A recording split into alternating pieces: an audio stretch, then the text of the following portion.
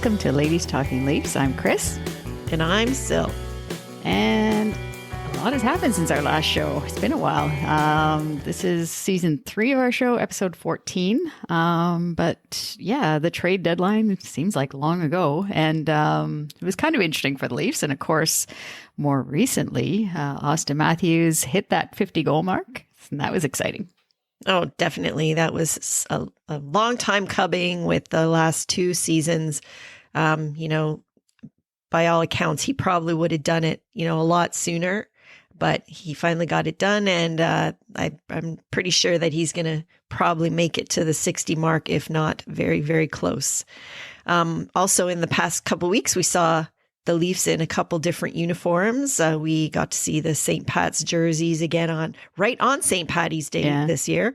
And also the Next Gen jersey, which was unveiled, which was a collaboration with Justin Bieber. Yeah, that was cool. What'd you think of the Bieber jersey? Okay. So I think when we first saw it, I remember I reserved the right to change my mind. At first, I didn't think I liked it too much. But then when I saw that it was reversible, I thought that was actually really, really cool and innovative and different. And so I have to confess. Yeah, I did buy one. Oh, you bought one? Really? Yes, oh I did. My God. I did. Oh, Lord. Okay, how many jerseys is that now? I bought. You have. Okay, so, well, it's actually not that many. No? Really overall, because I don't count my Dion Phaneuf jersey anymore. But I think that's 3 or 4 you have current now. For current. Yeah, I have 3. Yeah. So and this time I got Marner because I associate the Next Gen games very much with him. Yeah. He's just got that youthful exuberance that I associate with it. Yeah. So I decided I don't have a Marner jersey yet. So that's the one that I got. I actually liked the black. Like it really stood out with the white numbers, like the detailing on it. I thought it was really cool. Mm-hmm. Like especially when they were like on the ice as a team to see it like that. I thought that was really neat. And and actually so you contributed to this, and when it was released on March 23rd, I saw on Twitter, they said that jersey was the top selling item on NHL shop.com, like in the US and Canada. Mm-hmm. It was the top selling jersey on that day. I thought that was great.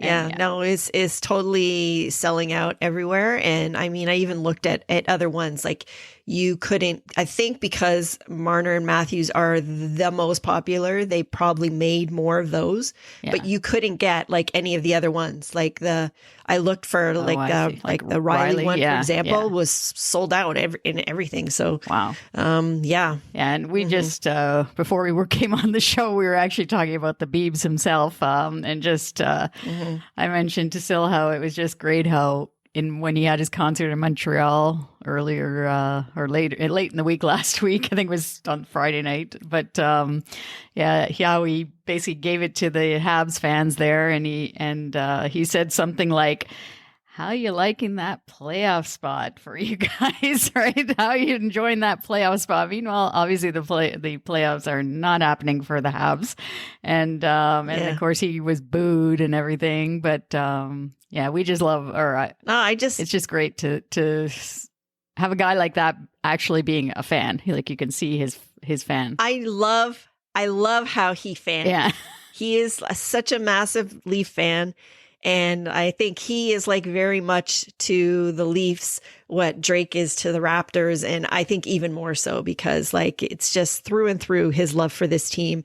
And I just even loved, when he was at the game for that Next Gen game, afterwards in the locker room with all the guys. And, you can totally just see his relationship with Auston. Like it's really a true friendship. So anyways, I think it's great. And he has definitely made a fan out of me. I'm a fan of his now.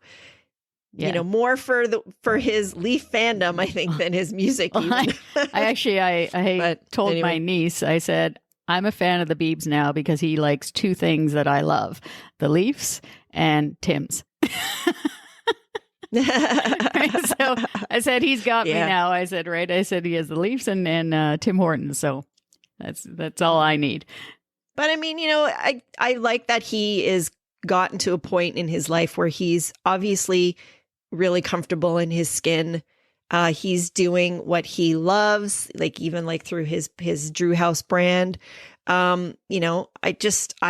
I love that they're doing this kind of collaboration, and it's because he loves this. It's not because, some agent or somebody's telling him that he needs to do these things. He's doing them because he wants to do them. And I think good for him, Yeah. So what else, what caught our eye from the last couple of weeks? There's also, over the past 2 weeks, getting back to the games now, there are also some stats that caught our eye. Alex Kerfoot has set a career best for points in a season, which is, quietly putting together that, there's so much emphasis placed on that top line that we forget that there are other players, that we just look at them and we think they're not doing enough sometimes, but they're putting together these career best seasons also. And Sheldon Keefe also got his 100th regular season victory versus Dallas on March 15th in his 163rd game behind the bench, which is a team record for being the quickest to reach the 100-win mark as a coach. So that's also something pretty special as well. Yeah, and Mitch Marner, who we were talking about a bit, he hit a career best in goals in a season with 27, and he now has 28 goals on the season. We're recording this podcast on the Sunday, so that's Mitch adding something to his repertoire there, the shooting the puck. And and also for something different, I thought I saw Captain John Tavares, his foundation, the John Tavares Foundation. They put out a new cereal called Recipe 91. So it's available at Sobeys, and the proceeds go directly towards the John Tavares Foundation, which helps kids reach their full potential. And I haven't tried it yet, but I went out and I bought a box of this cereal. So did you? I'll let you know we'll probably post it on social media. It has chocolate and coconut in it. So I'm going to give it a try, and I'll post it on social media, let our listeners know. Like who makes the cereal? Do we know, is it like a brand, or is it just? I don't know. No, it wasn't. It was. It's interesting. I never thought there would be cereal wars between hockey players. I remember Gretzky had a cereal back in the day, I think. Yeah. Well, I definitely would not. Marchand also has a cereal. I was just going to say I would not buy his cereal. No. We're definitely not going to put any more money into his pocket for sure. Yeah. So before we move on to things, we do want to give a very special shout out to one of our fans and followers, Ryan Thompson from Atlanta, Georgia, who made a donation to our Ko-fi page. We are so thankful, Ryan. We appreciate you so much. And we are really, really excited that you decided to help us continue producing this show. So just a reminder to everyone that all donations go towards helping us with the costs of producing the show and making it even better for you. So also on our Ko-fi page, we have a photo gallery that you can check out with some personal photos from our time at Maple Leaf Gardens and other pictures from game action this season. And another reminder, we also launched a new website this year, ladiestalkinleafs.com. So be sure to check that out as well. You can find videos on there where we were guests on Hockey Time Machine, which is a YouTube show. And you can also find out more about us and the show there. Yeah. And also we have a new blog section that we just added to our website. So our first topic, we did a book review on Wendell Clark's book, Bleeding Blue. Wendell was one of my favorite Leaf players growing up. So it brought back a lot of great memories, and I tried to put that into the blog, and a lot of great memories from the late 80s and early 90s. So check that out when you have time. All right, so let's get into the show because we have a lot to get into. So we're going to start things off with the good, the bad, and the ugly.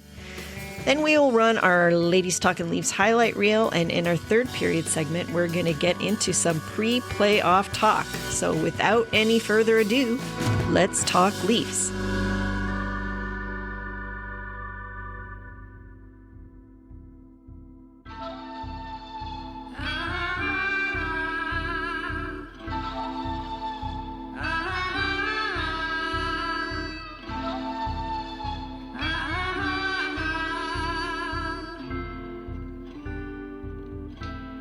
good, the bad, the ugly. All right. It's actually been not so bad the last few weeks. For my good, I have the 2-game pack versus Florida and Boston. I mean, those 2 games to me were almost as close as you could get to, let's say, a playoff type game. And I just thought in that Florida game, the change, because going into that game, that Nylander-Tavares line combination was not working. And Keefe changed it up for that Florida game and put Mikheyev up there with JT and Kerfoot. So that Mikheyev brought a lot to that line. Anyways, he brought the speed and the energy, and it just made that line so much better. And those 2 games, they played with a lot of grit too. And in that Boston game, they were forced to play with 4D for basically half of the game. So that really showed their resilience there. And and then, of course, the new acquisition for the trade deadline was the Giordano effect, bringing that calmness to our back end really stood out in those 2 games. You could really notice it there on the back end. So yeah, that's I just really like those two games, and I hope they can continue that, even though, I mean, there were some question marks in goal, let's just say, but Jack Campbell came back, played his first game versus Philly last night, so he looked good. But for those 2 games, the Shalgren played in the one. Was that the Boston game that Mrazek got injured? Yes. Yeah.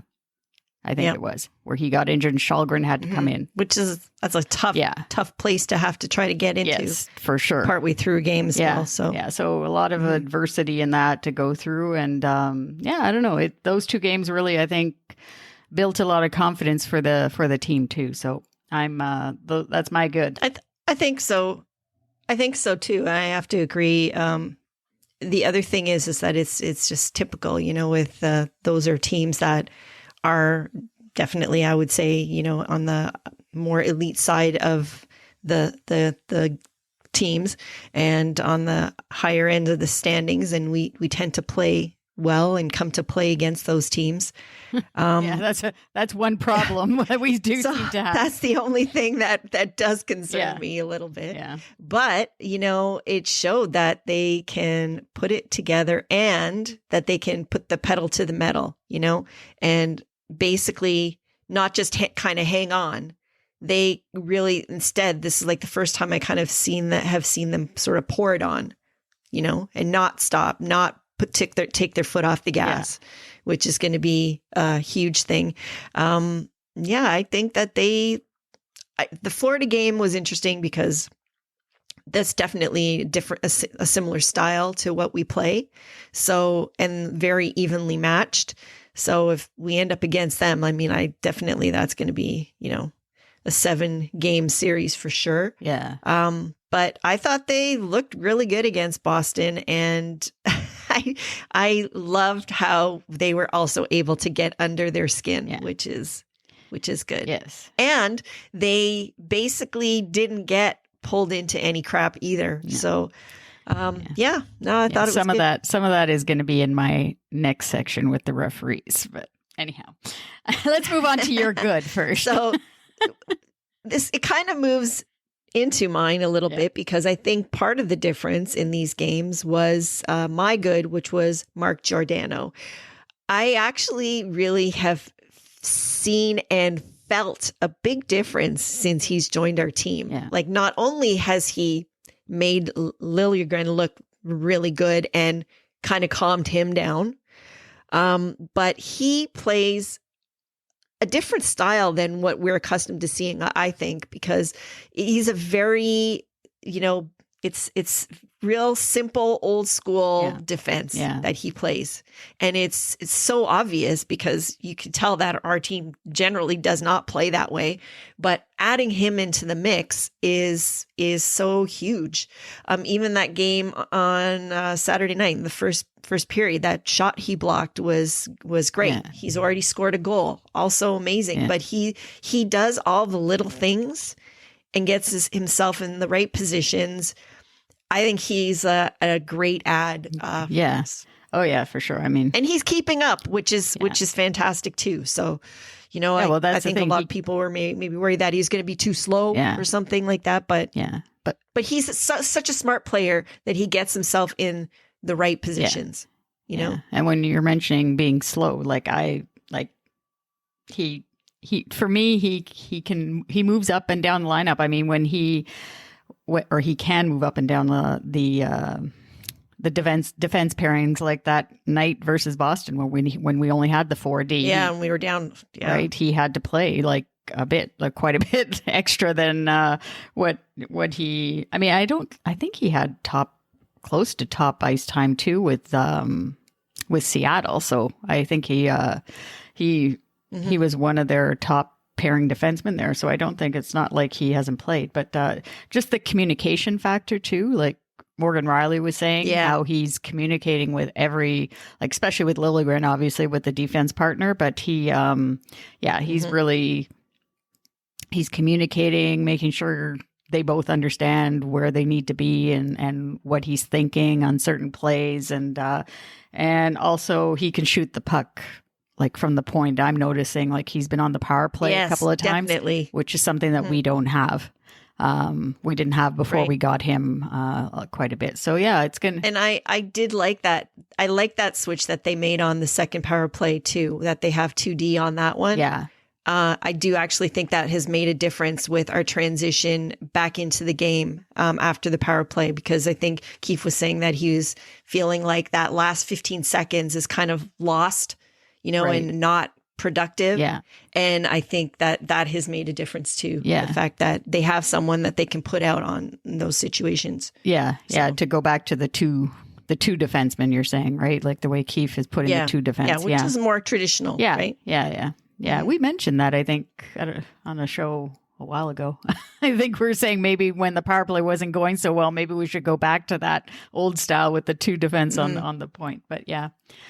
So and he got his first goal. Seeing as yes, so that's good. So that's really good. So I think that there's just more good things to come with that add to our roster. So I was thinking that since your bad and ugly kind of flow together, I wonder if I should give my bad first, so that all right, we're not going back and forth on that. Does that make sense? Yep. All right. So my bad, which again, I mean, how much bad stuff has there been over this last little while? Not that much. My bad is the fourth line, which I'm going to say. Again, like I said, it's not so bad, and we've had a little bit of production recently out of it. That's why I was interested in finding out what you're going to say here, because I wasn't. I'm like with Blackwell, yeah, and then Simmons got a goal finally. Okay, so yes, so but I guess that is my bad, is that it seems to be kind of hit or miss. They don't necessarily have a real regular line there that you can count on to contribute every night.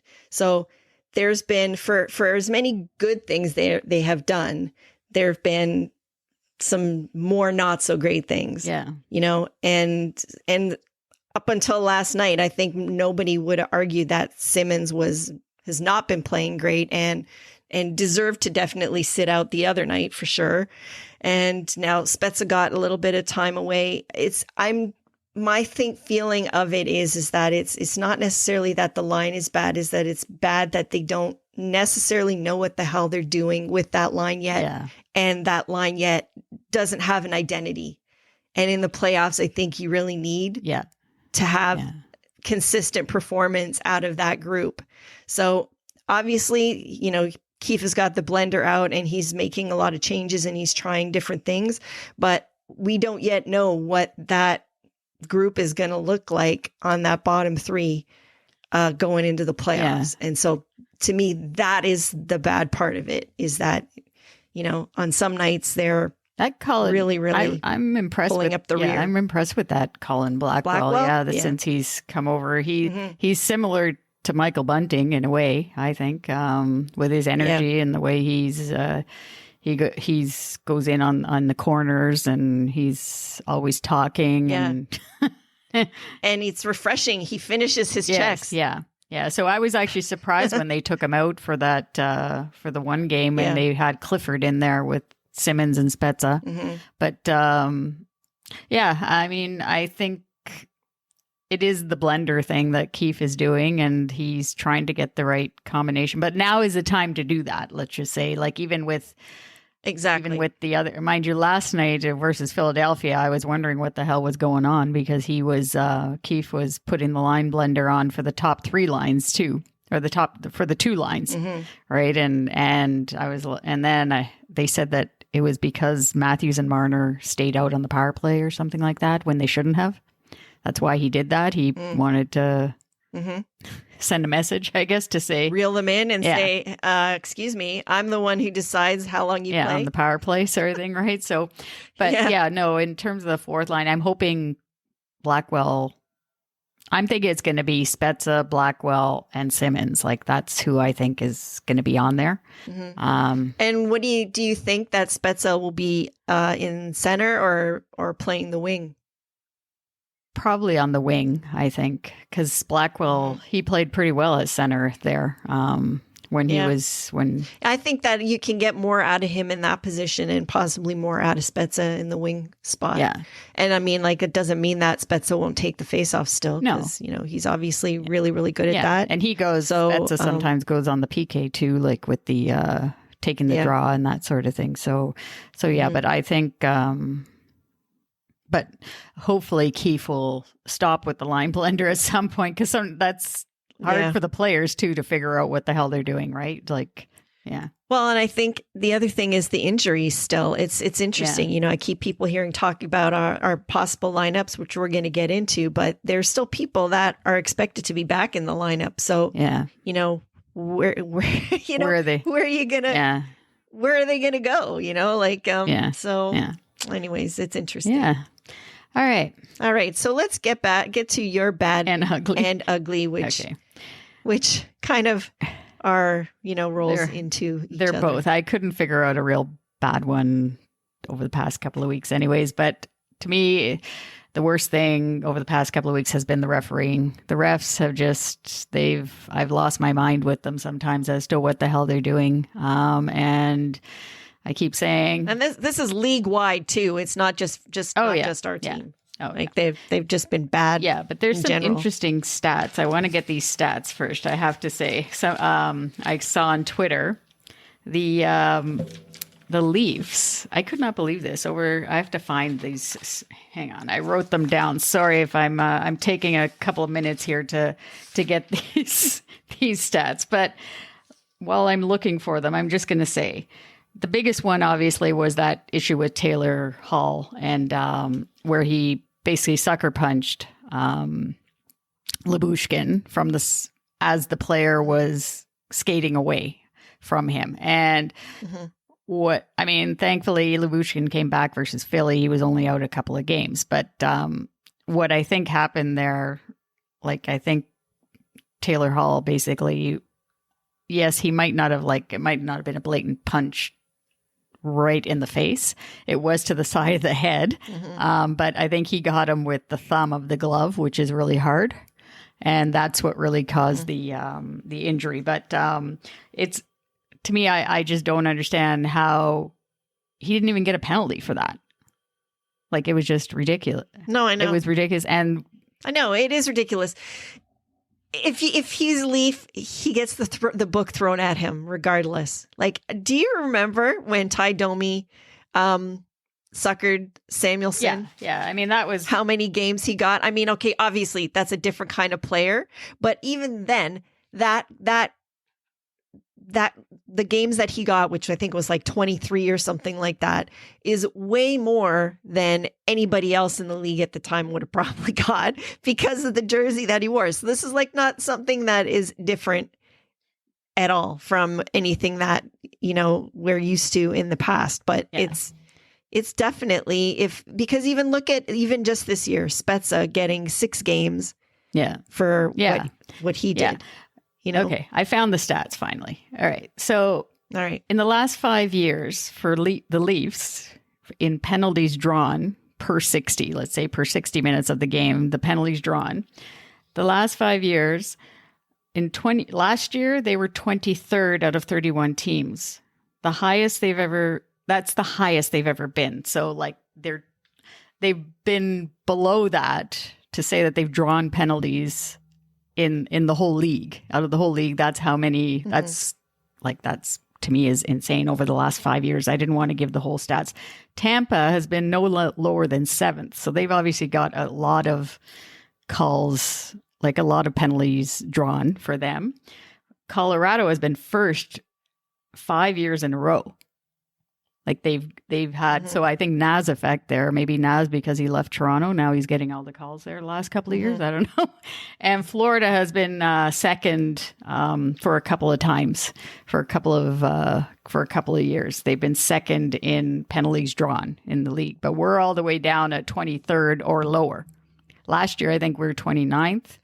And so obviously, I don't know, to me that sent me a little bit of a signal there that something's not adding up as to, and we have a team that's a possession team, like to possess the puck. I know. So we always have. So how is it that we have the puck all the time, and people are trying? The whole name of the game is to get that puck off of us, and there's never any infractions. Yeah.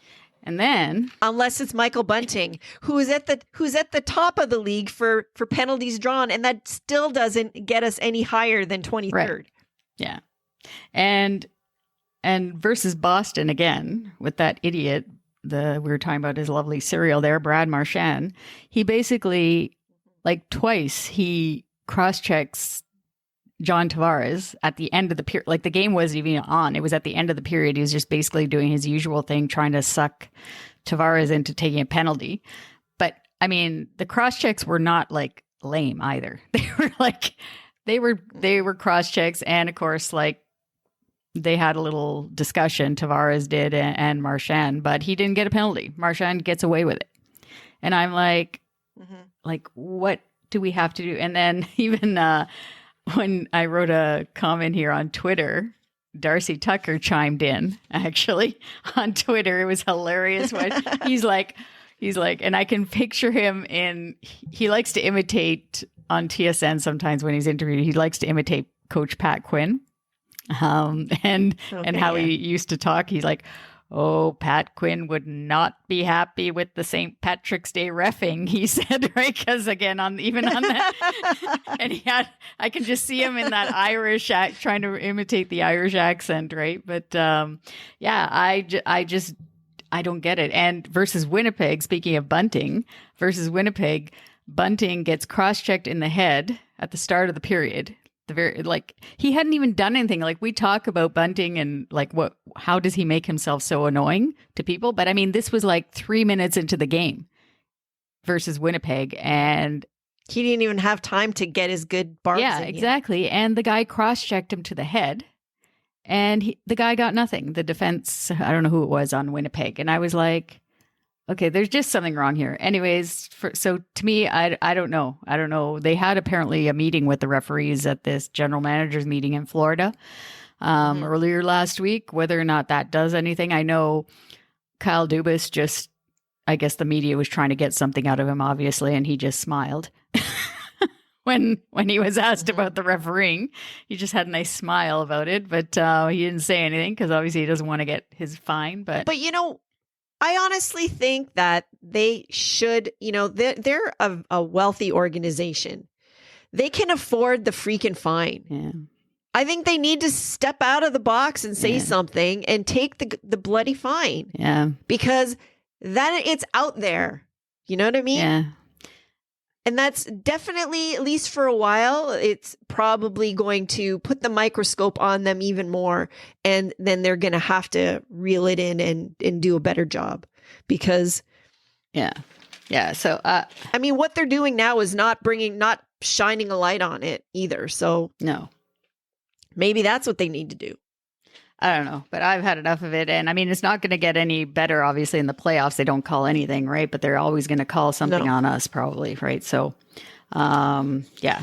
But I mean, in that regard, maybe the fact that they're used to the abuse already and not, having to play through it, maybe that's a good thing because they're not going to get the calls going their way in the playoffs, even more so. So, and I mean, there's no way that any of the teams that we play want us to take power plays either. Oh, for sure. So yeah. But and in fact, I'm almost like when we go on the penalty kill now, that I'm almost like, you know what? I think we should take more penalties ourselves. Yeah. Because I don't think that anybody would want to be against us in that situation either. Yeah, and actually, tell you the truth, that leads right into our next thing here. Last we checked, the Leafs are actually leading the league in shorthanded goals with 12, and one of them made our Ladies Talking Leafs highlight reel. So let's roll it. All right. So yes, I don't think I have ever remembered a time when we have led in this category. So it is a breath of fresh air. And another person who is a breath of fresh air is in our number 3 spot, and that is Ilya Mikheyev. Versus the Devils, he had a beauty goal on a shorthanded effort where he used his speed down the wing and then cut in and went to the backhand and put it past the Devils goaltender. Honorable mention also goes to Mikheyev's goal versus Florida, which the Leafs named the Cobra Special on their Twitter account. So yes, he has definitely been on fire and using all of his tools to his advantage. And yes, that was an incredible goal and a really, really good way to start our highlight reel segment. Yeah, he has 4 shorthanded goals, Ilya Mikheyev, the suit man. And I know. Just his speed. It's his specialty. Yeah, just his speed going down the wing. And now he's got this thing. His move is cutting into the net and towards the net and trying to deke the goalie in that. So he's got and he's a big guy. So it's hard to handle. And and he's really making impression. So that's, he's in our number 3 spot. So number 2, we have Mitch Marner. One half of the dynamic duo. One half of the dynamic duo is just doing what he does and getting his name in the Leafs franchise record book. He's got the fewest games to 300 career assists. Marner did this in 411 games. Boreas Salming held this record, doing it in 469 games previously. I mean, you have to hand it to Mitch because this season, he's definitely become more of a scoring threat. That was even shown last night, I guess, versus Carter Hart.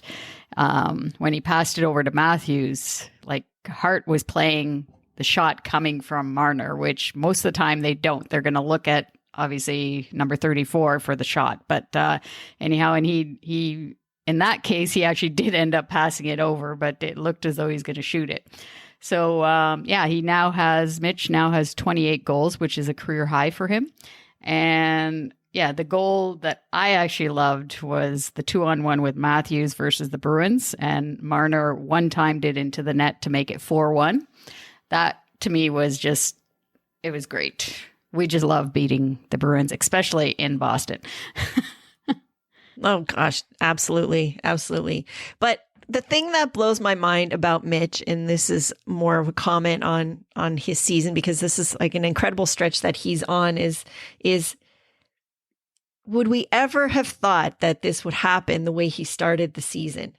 After his first 24 games, he was sitting with 6 goals and 15 assists, only 21 points in those 24 games. And everyone was hating on him. And 100%. And we're so forgetting that. So, and then I clipped a little section from an article that was written on January 8th. I want to read it to you and our listeners. Yeah. It says, following the Maple Leafs game in Arizona, after 35 games, Marner would have missed 9 games due to injury and COVID.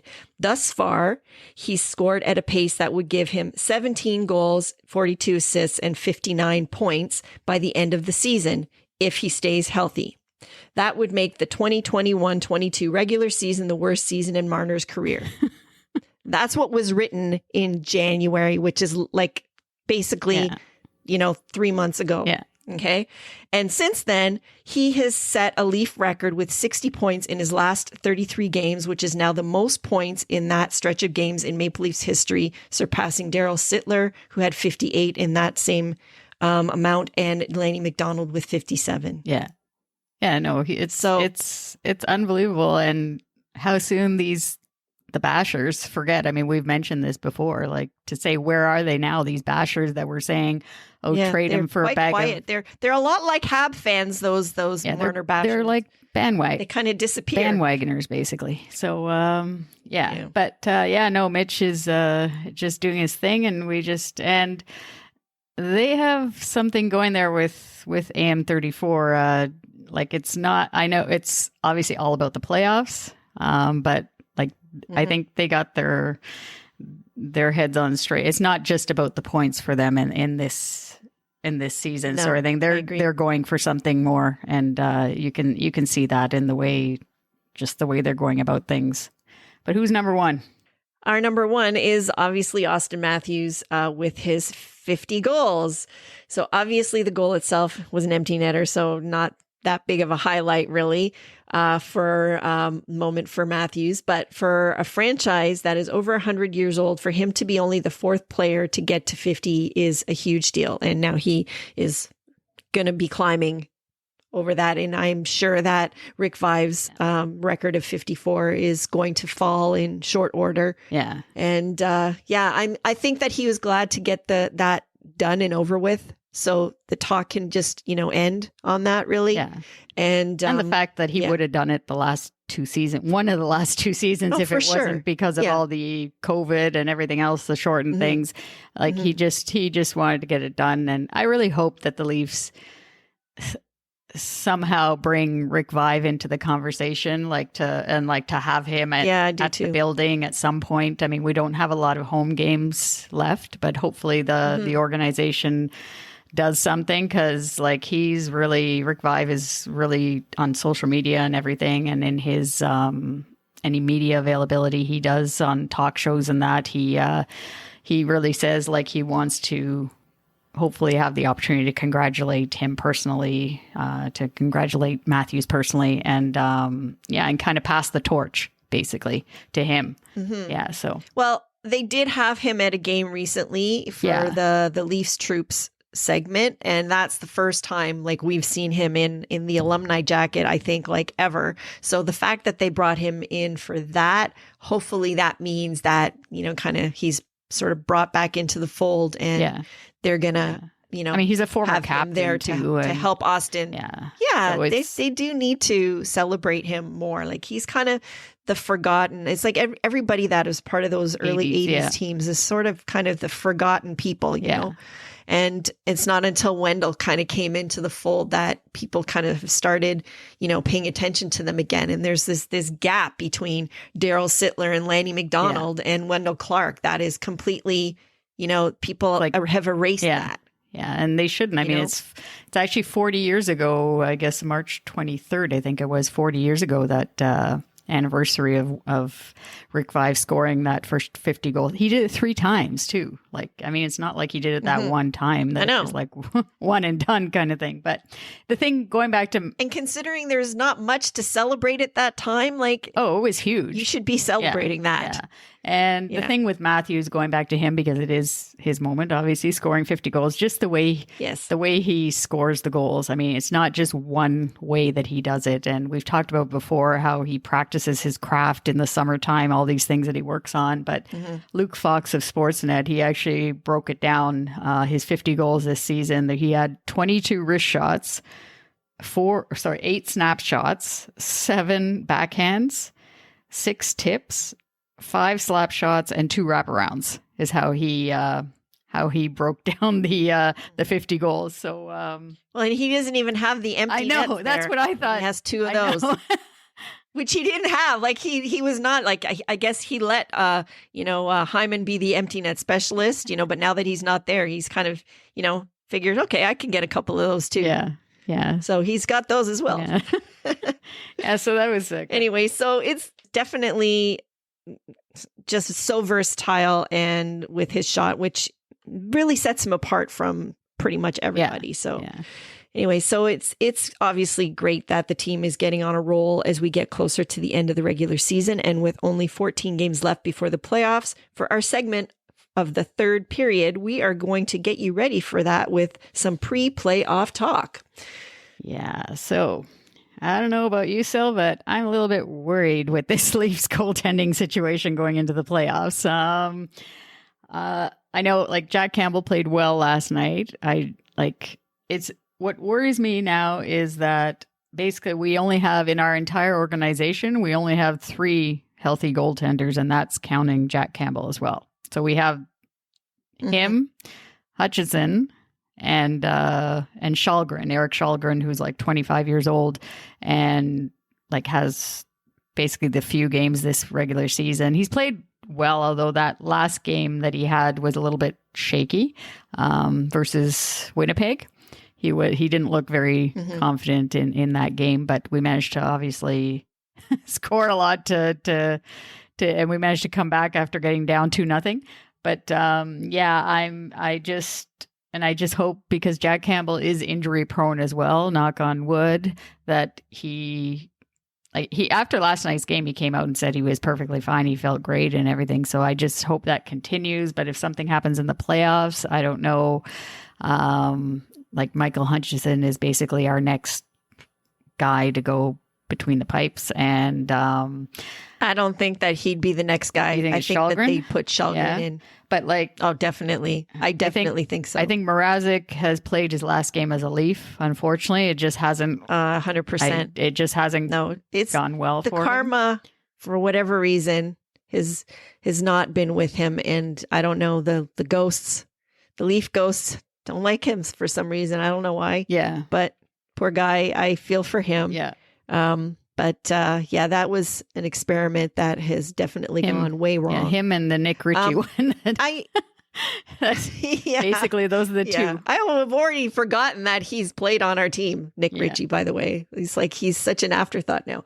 Anyway, as far as how I feel about the goaltending situation, you know what? I actually think that this time off and away for Campbell could be a good thing. And I think they didn't rush him back for that reason also. Yeah. I think that they've taken their time. He's had lots of time to practice, kind of, get his body and his head right. And I think he's going to bounce back. I do really, really believe that. And I hope to God that he doesn't get hurt, knock on wood. Yeah. But because Joseph Woll, it's hilarious though. Joseph Woll has an injury. He played pretty well too. When he came up earlier in the season, but now he has a shoulder injury. But he's another guy. He's injury prone too. I just think he's got that lanky body type that is probably really hypermobile, and I don't know, but all of our goalies seem to be injury prone, because then Ian Scott has only played 7 games in the last 3 years because he's been injured. And he was the top. He was the top goalie in the Western Hockey League a few years back. But 7 games in 3 years, I was just we don't have much luck. Even if we wanted to, we've talked about homegrown talent and developing in our system the goalies. We just don't seem to have much luck when it comes to these goaltenders. I don't know, and I really just hope that we don't. Well, you're saying it's probably going to be, you think it's going to be Eric Källgren in the net if something does happen. I do. But hopefully not. And I mean, you never know. He could be the next Felix Potvin. Yes, he's been a little bit shaky, but look, remember how shaky Felix was in some of those playoff games? Yeah, that's true. Yeah. And shelled and totally decimated in some. But they have a similar temperament. Yeah. They're both cool, calm, don't show a lot of emotion. Unless they're, in a fight with another goalie. We're yet to see if Källgren can do that. Yeah. But you never know. Mm-hmm. And that's the thing. In the playoffs, sometimes it doesn't matter if you get shelled like that. Look how far we went with a young guy like that back then. I mean, if it came down to that, they could still go a long way with somebody that's he's younger and inexperienced. Yeah, and obviously we have a more veteran team now too. So we've been through, especially in the playoffs, what we've gone through already. So I'm sure that they would, like the coaching staff, like and the goaltending coach, they'd help him along. But hopefully we won't get to that point. And Jack can't. He looked good last night versus Philadelphia. So let's hope that continues. Mm-hmm. But what else are we going to talk about? Yes. So we're going to talk about, who we want to see the Leafs play in the first round. So that's such a tough call. It is right now. I think I don't know. I'm not even sure who we would be playing right now. Would it still be Tampa right now? Yes. That we'd be playing.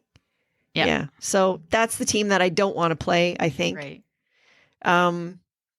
But you know what? I don't know. This is why it's really hard to say. I don't want to play them because obviously they have the experience and everything of winning the last 2 cups. However, statistically, over this last, stretch since January that we've been talking about with, the way our team and some of our stars have been playing, their stars have not been playing commensurately as good as ours. Statistically, they haven't been that great over this last 3 months. Yeah, but for me, though, they're saving not themselves necessarily that way. They're just... That's what I was just going to say, is that's what you got to worry about, that, they're not pushing the pedal to the metal right now because they know what to do. Yeah. And so who are you choosing then if you don't? Yeah, so I think... You don't want to see... Honestly, I want to play Boston. Yeah? All right. I'd like to play Boston because I actually think that over a 7-game series, even just... I mean, okay, we'll see a little more because we're going to play them again. And that last game could be for a lot of marbles. Yes, yeah. And that could be like the first game in an 8-game series, potentially, maybe, instead of 7. But I actually think that we could get it done against them this time around. Because talk about goaltending, this is the thing I hate about, watching games sometimes on Hockey Night in Canada. They're going on and on about how great their young goalie is, And then he's unproven, untested. Yeah. What's the difference between our goalies and a goalie like that? Like nothing, he's nothing special. Yeah. So I know lately, I don't, like you're saying, lately on Hockey Night in Canada, they seem to be Chris Cuthbert. I used to like him, but he's changing into a Jim Hewson almost again, like with his commentary of. Well, it must be a directive, honestly. Yeah, that's to true. Not show bias. Yeah. To tell you the truth, because otherwise it doesn't make any sense. Yeah. I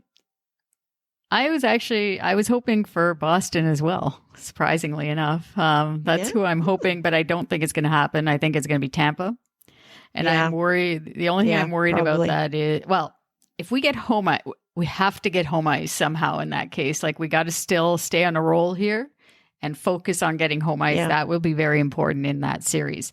The other thing that'll be important is Sheldon Keefe not getting outcoached. Because John Cooper is he's a brilliant coach, and it's really going to be a tough matchup for Sheldon Keefe. And I mean, if he couldn't even, the guy's fired now, that Ducharme in Montreal, he couldn't even beat him with his with his line combinations and that, but.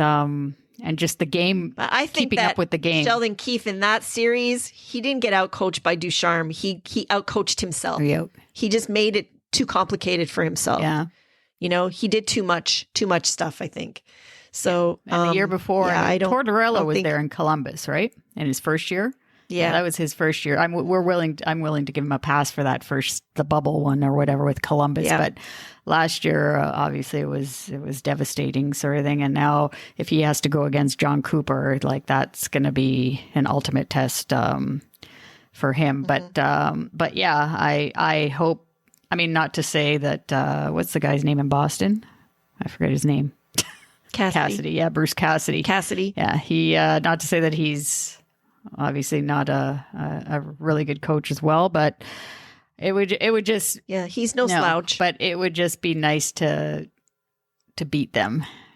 It's just that whole thing, like Chicago and Vancouver had that thing years ago when Chicago was always beating them, and but I don't know. It's going to be tough to get past that first round. That's the big test. Well, that doesn't matter who they play. It's the one team I don't want to see. I hate that. One team I don't want to see for sure is Carolina.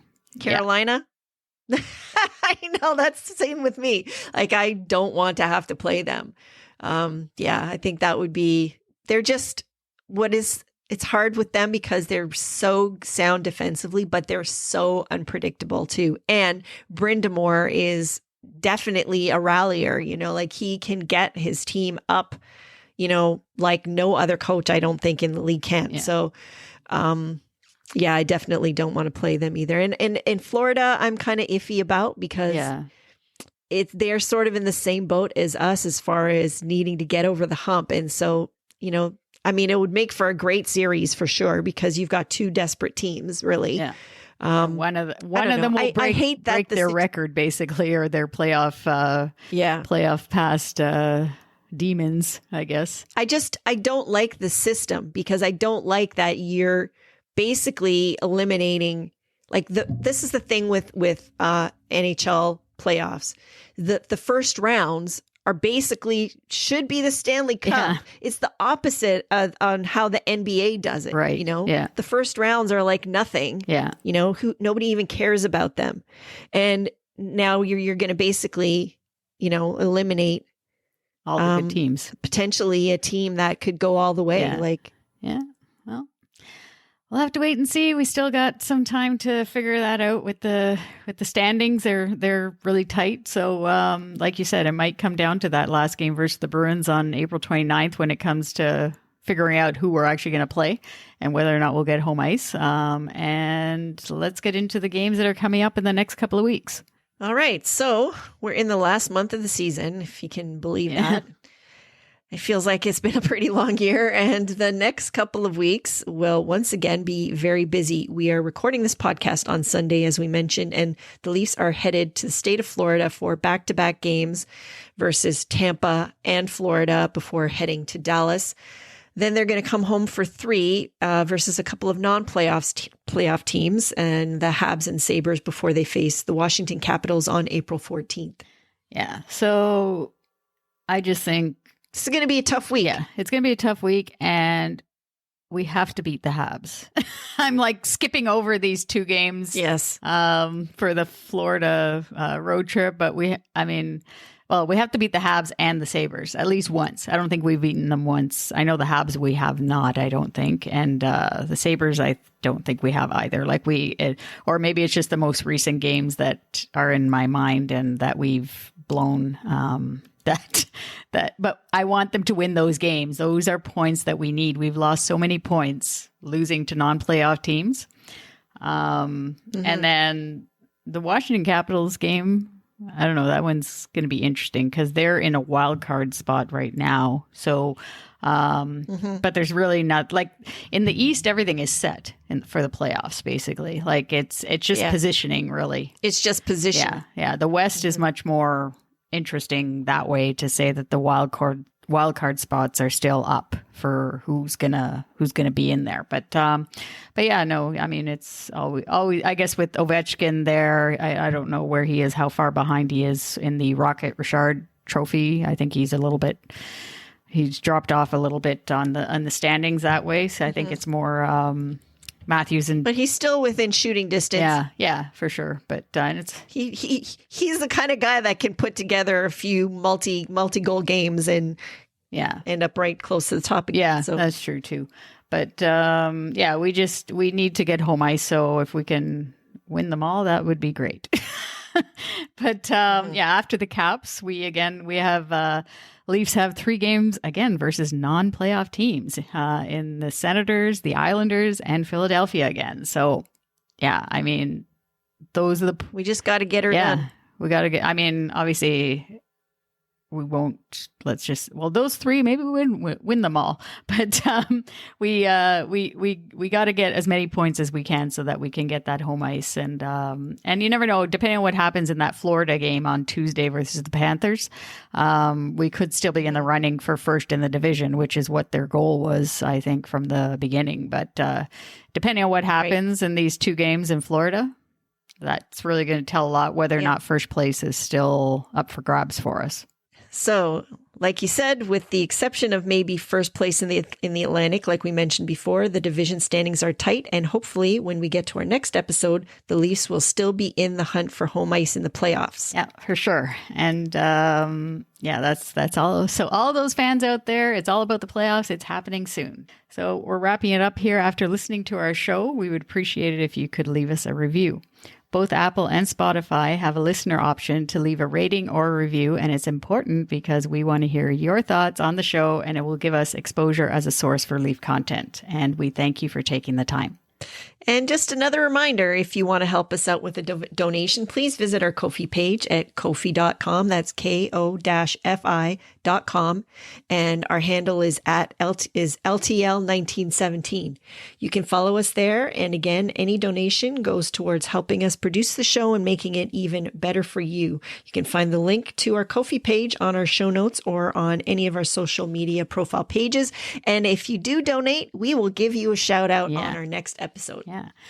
And we want to thank our healthcare workers and first responders for everything they do. Unfortunately, I think this is like I don't know if I shouldn't randomly say it's the 20th wave or whatever we're in, but I think it's the sixth wave. I think it's the sixth. The sixth wave. But without our healthcare workers and everything that they're doing for us and first responders, it's amazing what they do for us. Yes, and it's hard to believe we are closing in on completing our first 82-game season of the podcast, and the best is still to come. We will be back talking Leafs again in a couple of weeks, so go Leafs, go!